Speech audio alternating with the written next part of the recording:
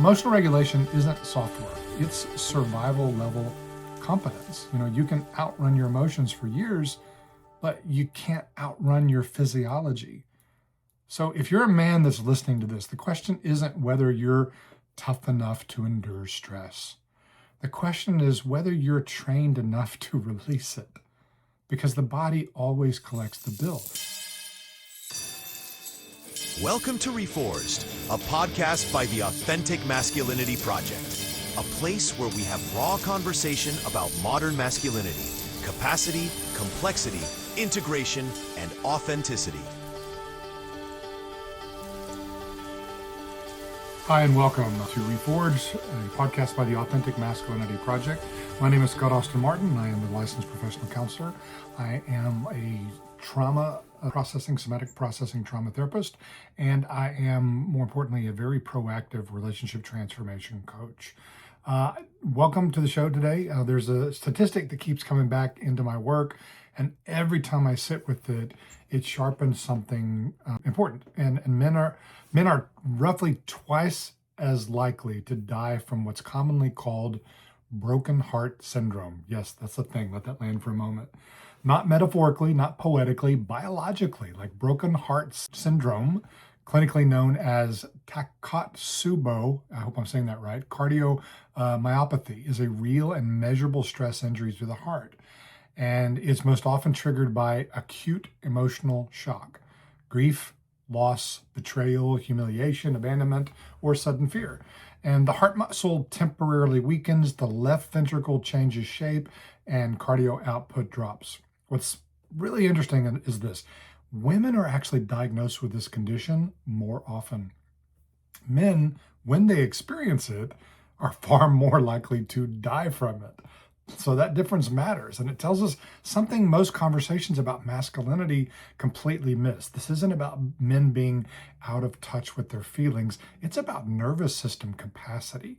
So what's actually happening in the body is, under intense emotional stress, the body releases a surge of stress hormones, primarily adrenaline, noradrenaline, cortisol.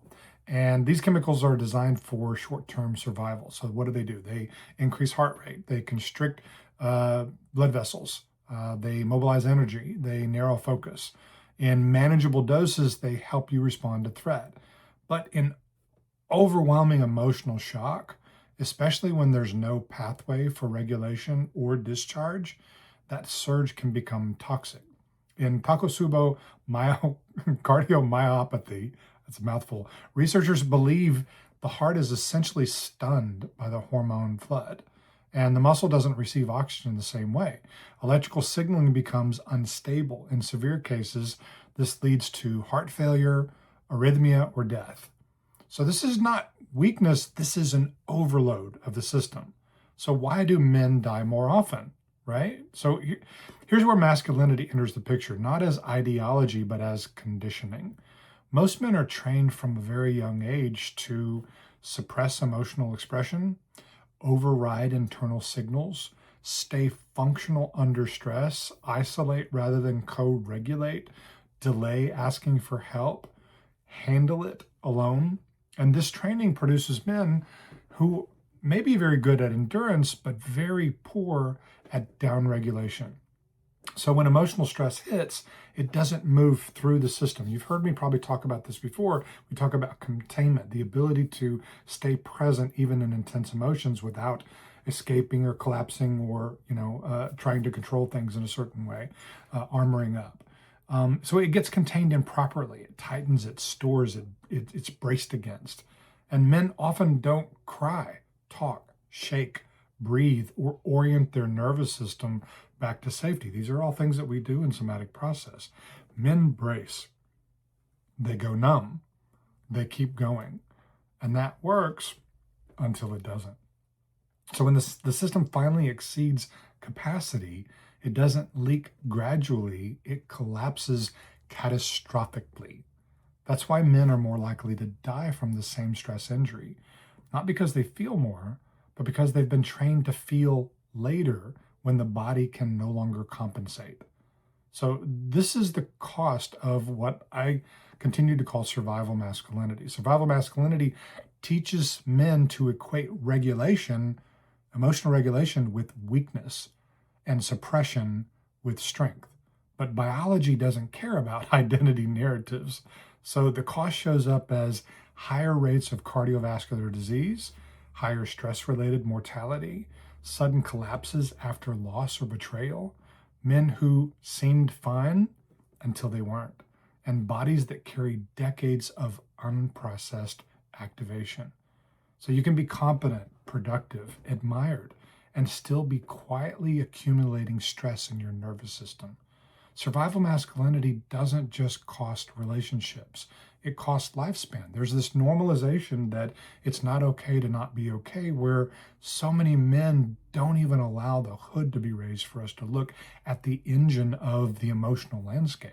We're allowed only certain emotions like humor and anger, but these other ones like tenderness and vulnerability and having anxiety and feeling certain things that it's been exiled, right? Fear. So why this directly ties to a lot of the work that we do with the Authentic Masculinity Project is I don't teach men how to talk about feelings for the sake of expression.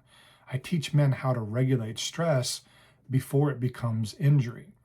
Emotional regulation isn't about being emotional. It's about noticing activation early, discharging stress safely, returning the nervous system to a baseline, staying present under relational pressure, and preventing overload. This is physiology, not philosophy. So when we hear men say, oh, you just want to turn men into women, like men don't talk about their feelings. Oh my God, that was a patriarchal cultural necessity in survival masculinity to make you a better cog on the wheel, to give you the emotional ability to go kill other men in war. Like this was a part of the culture and it got passed down to us, right? So in other words, men stop asking their bodies to absorb what their nervous systems were never trained to process. So there are some skill sets that men actually need to learn. Like this is an evolutionary thing that's occurring right now. And this is where things get very practical. If men want to move out of survival masculinity, not as an identity shift, but as a health intervention, although identity shift, we talk about that a lot, they need to learn specific trainable skills. And here are some of the core ones. Activation awareness, the ability to recognize early signs of stress in the body, jaw tension, chest tightness, shallow breathing, urgency, shutdown. If you can't feel activation, guess what? You can't regulate it. And a lot of times men are lost in the story of their life and not actually in the body of their life. Number 2 here is down regulation skills. So breathing techniques, man, we got 20 different types of breath works now. Grounding, orienting to safety, slowing the body before escalation, not suppression, settling, learning how to downregulate. And there's actually a lot of different ways. Emotional discharge is number 3.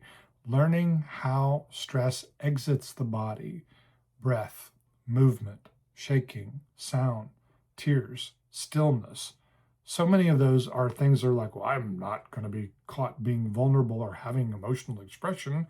Oh yeah, heaven forbid that you actually be a fully 100% fully feeling functional human being, which is what we're actually supposed to be, guys, right?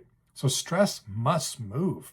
And if it doesn't, it stores. So you have to learn how to create that flow within your body. The thing that so many women complain about is that men don't have that capacity.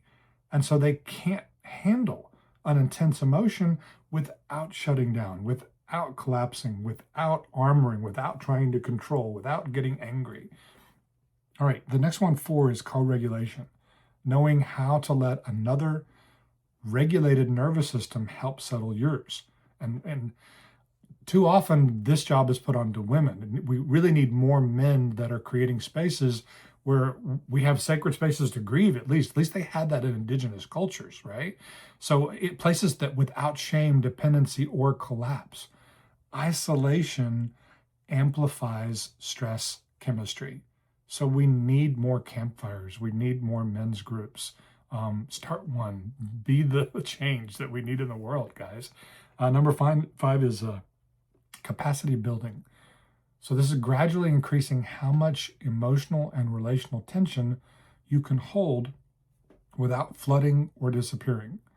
So often in trauma work, what we call is this is a titration, where we're basically moving, allowing ourselves to move between easy and hard. And sometimes that's in different places in the body, sometimes that's in different states of being.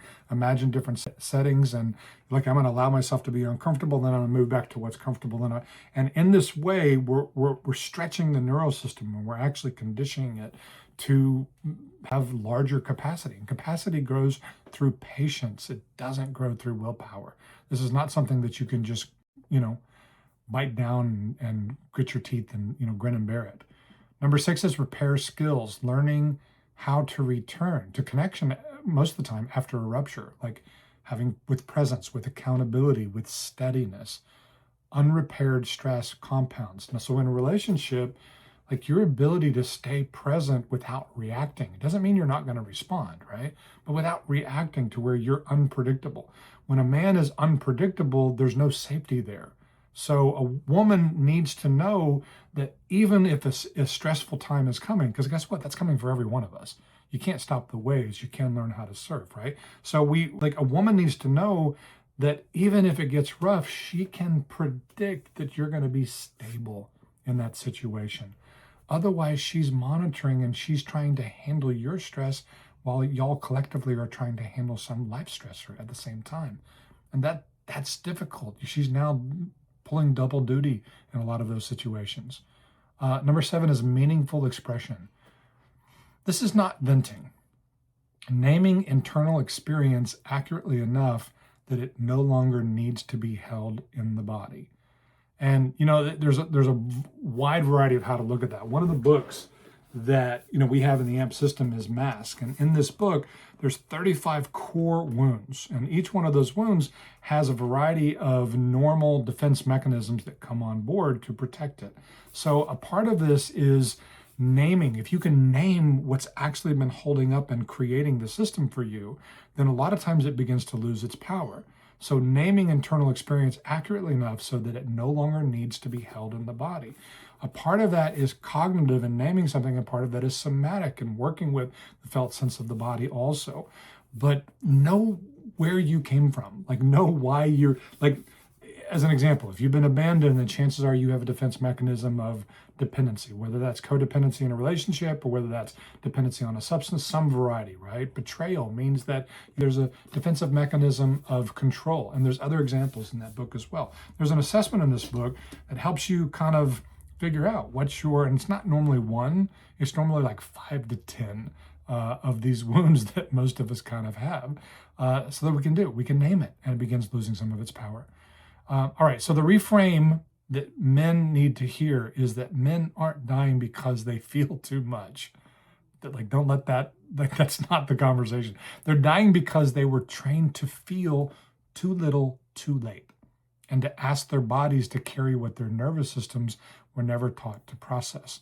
So, an interesting reality of that is often in couples work that I do, there's so many men that really aren't interested in doing the internal work until what? Until their identity is threatened.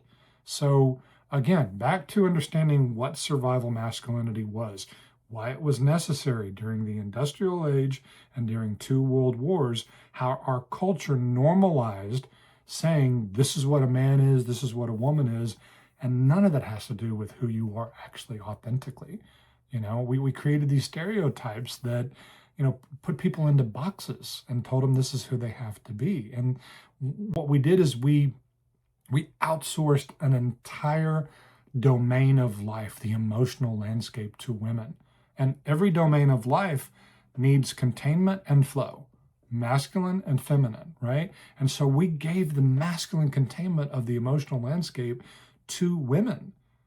And then suddenly we were shocked that, over the next decades after that, if you haven't noticed, there's an entire polarity shift in parts of relationship where women wake up and they find themselves not attracted to their spouses in quite the same way. And they don't know why. They're like, is something wrong with me?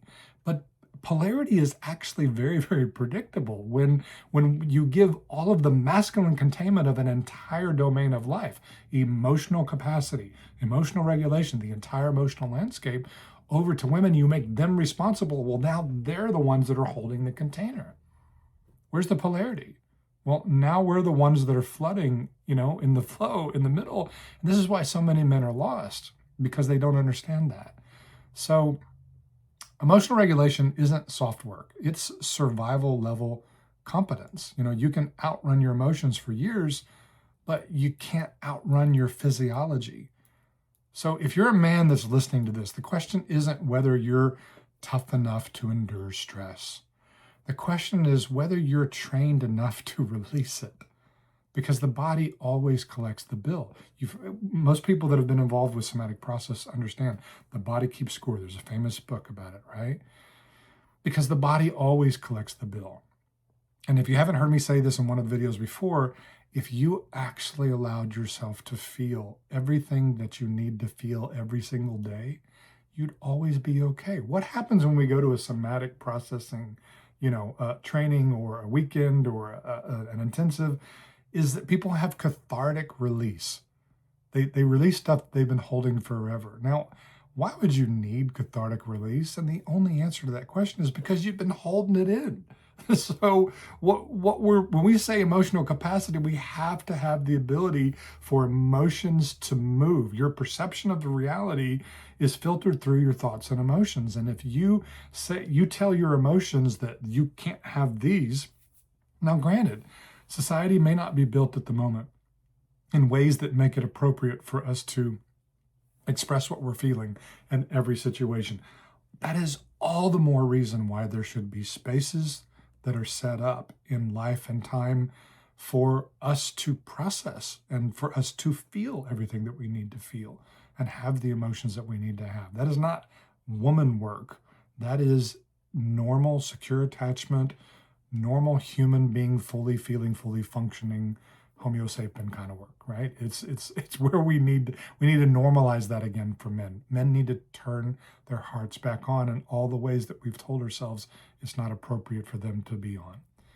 So regulation isn't about becoming someone else. It's about staying alive long enough to become your authentic self. That's why we call what we're moving into, the ground has already changed, the sovereign masculinity, because it's about owning your own authentic self as a man and not allowing an external validation to tell you who you are, the alpha bro, and even the ridiculous of the alpha story. Like, if you guys know anything about that, it's based off of a study of wolves in captivity. Let that land just for a moment. In captivity, not actually thriving in the wild, because the lead masculine wolf in the wild is a father figure that nurtures everybody in that particular pack, right?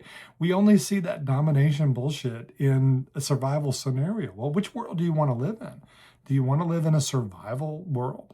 Because that's where we came from, and we've already moved it, and the ground has already shifted. Women are already in natural selection. They're choosing to either be by themselves, or they're choosing men that have emotional capacity. That's already occurred. It doesn't really matter what the manosphere screams about what a high value man is. Like, it's ridiculous. It's not about leveling up as much as it is about deconstructing what you actually have inside and reconstructing it in a way to where it actually serves you. And you're not dying of heartache at twice the number that women are. Is that crazy? Like, women have it twice as much, but men die twice as much from heartache. Okay, so maybe let's learn how to feel before we die of heartache. All right, guys, we will see you in another episode. Take care. Thank you for listening to Reforged. Remember to like and subscribe for more.